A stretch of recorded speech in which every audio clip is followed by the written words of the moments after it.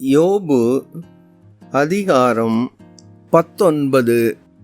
யோபு பிரதியுத்தரமாக, நீங்கள் எந்த மட்டும் என் ஆத்துமாவை வருத்தப்படுத்தி வார்த்தைகளினால் என்னை நொறுக்குவீர்கள்? இப்போது 10 தரம் என்னை நிந்தித்தீர்கள். நீங்கள் எனக்கு கடின முகம் காண்பிக்கிறதினால் உங்களுக்கு வெட்கமில்லை. நான் தப்பி நடந்தது மெய்யானாலும் என் தப்பிதம் என்னோடே தான் இருக்கிறது.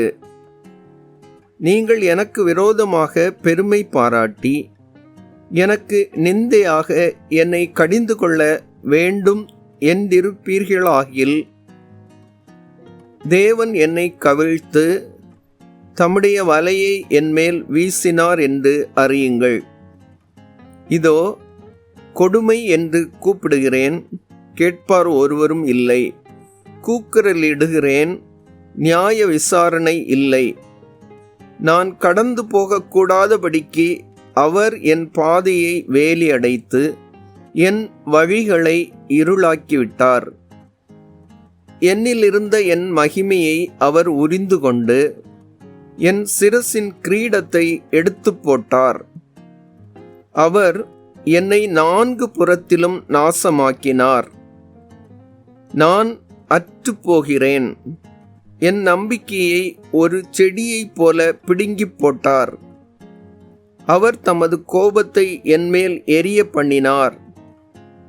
என்னை தம்முடைய சத்துருக்களில் ஒருவனாக எண்ணிக்கொள்ளுகிறார். அவருடைய தண்டு படைகள் ஏகமாய் வந்து எனக்கு விரோதமாய் தங்கள் வழியை உயர்த்தி என் கூடாரத்தை சுற்றி பாளையமிறங்கினார்கள். என் சகோதரரை என்னை விட்டு தூரப்படுத்தினார். எனக்கு அறிமுகமானவர்கள் எனக்கு அந்நியராய் போனார்கள். என் பந்து ஜனங்கள் விலகிப் போனார்கள்.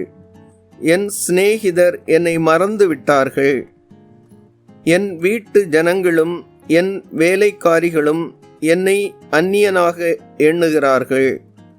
அவர்கள் பார்வைக்கு நான் பரதேசியானேன். நான் என் வேலைக்காரனை கூப்பிடுகிற போது அவன் எனக்கு உத்தரவு கொடான். என் வாயினால் நான் அவனை கெஞ்ச வேண்டியதாயிற்று. என் சுவாசம் என் மனைவிக்கு வேறுபட்டிருக்கிறது. என் கற்பத்தின் பிள்ளைகளுக்காக பரிதபிக்கிறேன். சிறு பிள்ளைகளும் என்னை அசட்டை பண்ணுகிறார்கள். நான் எழுந்தால் அவர்கள் எனக்கு விரோதமாய் பேசுகிறார்கள்.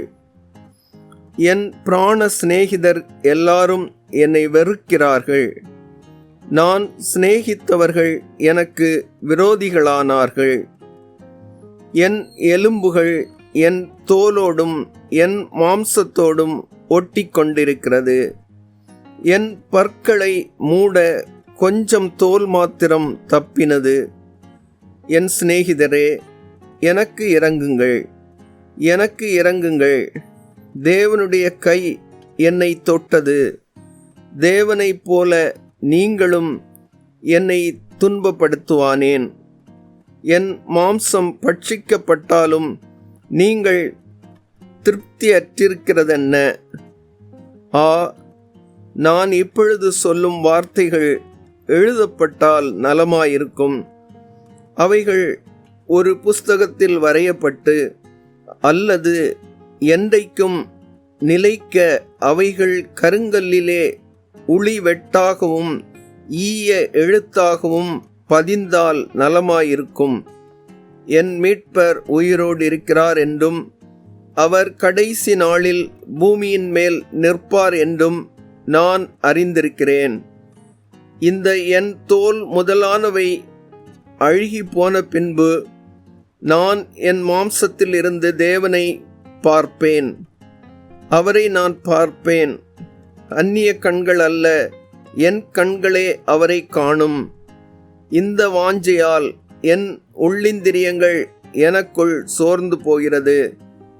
காரியத்தின் மூலம் எனக்குள் கண்டுபிடிக்கப்படுகையில் நாம் ஏன் அவனை துன்பப்படுத்துகிறோம் என்று நீங்கள் சொல்ல வேண்டியதாமே.